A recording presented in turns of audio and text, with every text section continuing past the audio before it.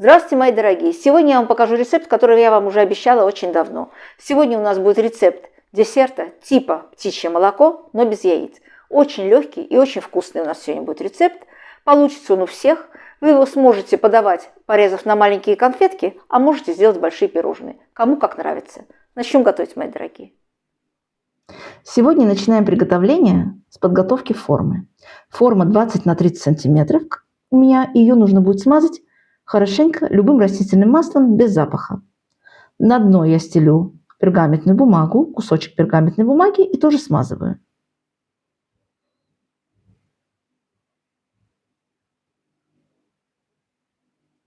Форма у нас уже готова. И сейчас займемся шоколадом.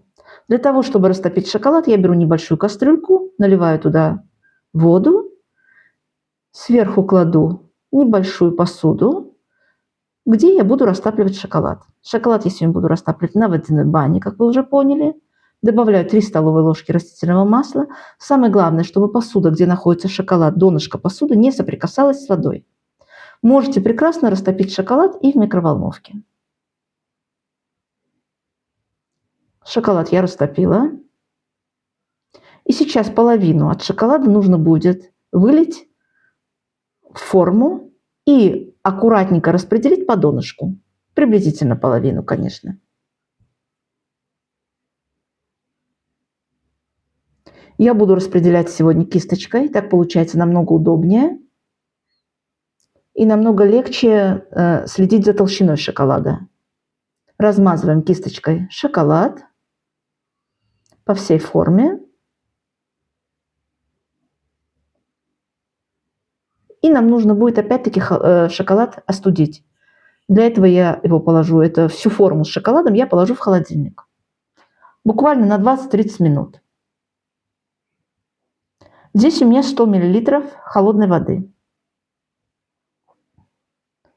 И 20 грамм желатина. Желатин у меня быстродействующий, поэтому ему не нужно будет долгое время, чтобы распухнуть. Буквально 5-6 минут достаточно.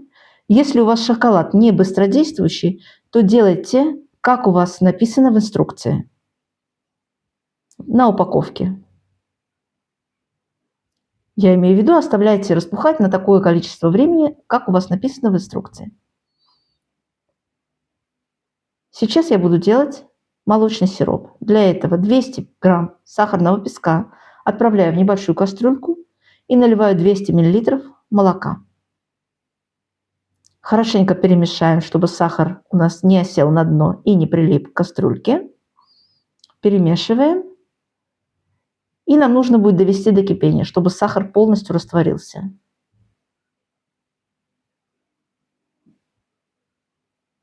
Добавляю ванилин или ванильный сахар, у кого что есть. Сюда же можете добавить цедру апельсина или лимона, если вам нравится запах цитрусовых. И постоянно помешивая, доводим до кипения. Как только сироп закипит, сахар полностью растворился, и у нас все уже готово. Убираем кастрюльку с плиты.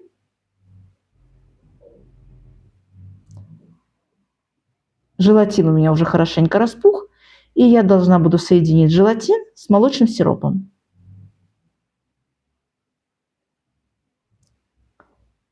Желатин легко распускается в горячем сиропе. Постоянно помешиваем опять-таки. Быстренько все это делаем.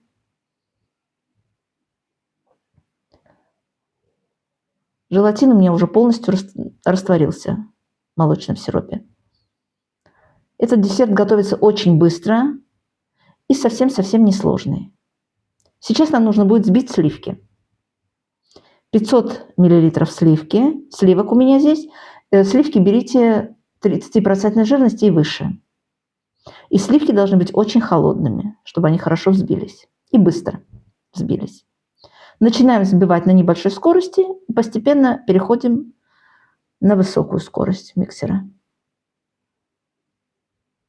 Сливки взбили вот до такого состояния.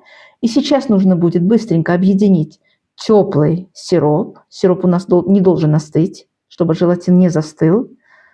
Объединяем теплый сироп со сливками. Пока мы взбивали сливки, сироп чуть-чуть остыл. Но он не холодный, он не должен быть холодным. Я объединяю это 3-4 этапами. Хорошенько перемешиваете, потому что желатин может осесть на дно. Он тяжелее, чем сливки, и поэтому может осесть на дно. Следите, чтобы он не осел, поэтому перемешайте очень-очень хорошо. Шоколад у меня уже застыл в форме. И сейчас все это суфле я выливаю сверху на шоколад.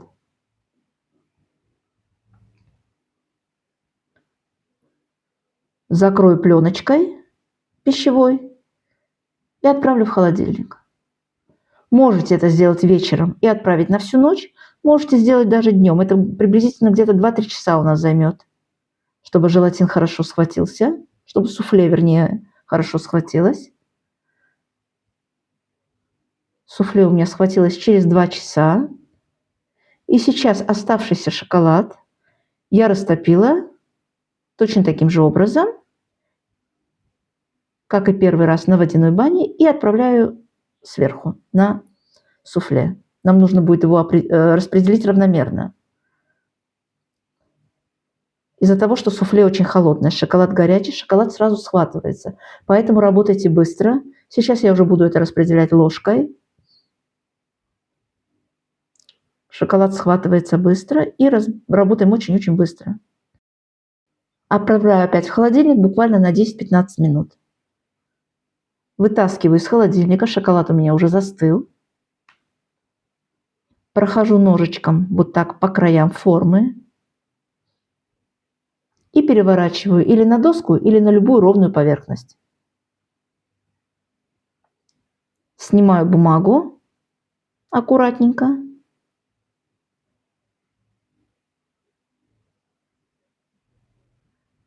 И сейчас вы можете его нарезать на кусочки, на пирожные.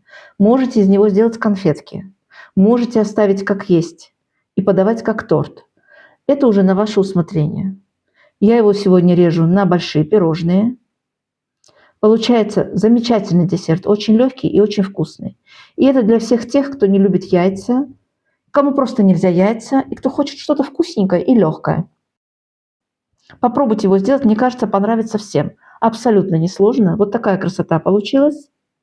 Ну что, мои дорогие, будем прощаться. Всем приятного чаепития, приятного аппетита. До новых встреч. Заходите ко мне на канал, подписывайтесь, нажимайте на колокольчик, чтобы мы не потерялись, и ставьте лайк, если вам, конечно, нравятся мои рецепты. Пока-пока, до новых встреч. Всех люблю.